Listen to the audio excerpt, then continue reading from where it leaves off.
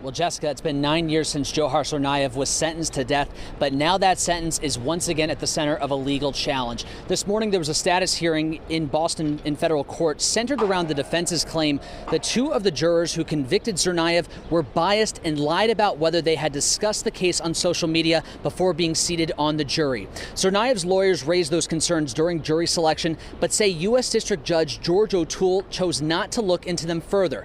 Now, in March of this year, a federal appeals court ruled by a vote of 2-1 that Judge O'Toole did not properly investigate those claims of juror bias. If Judge O'Toole now determines that there was indeed a disqualifying bias, Tsarnaev's death sentence would be vacated, and a new jury would then decide whether he would receive the death penalty. His life sentence in prison would still stand. Now, we spoke this morning with former Massachusetts Attorney General Martha Coakley and marathon bombing survivor Mark Firtail about the latest hurdle in this emotional case.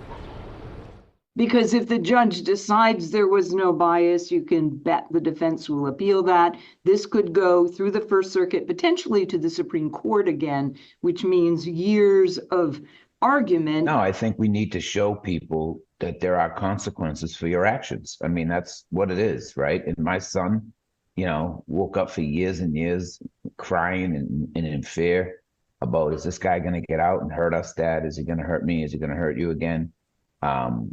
Those are the things that people don't understand. He needs to be gone.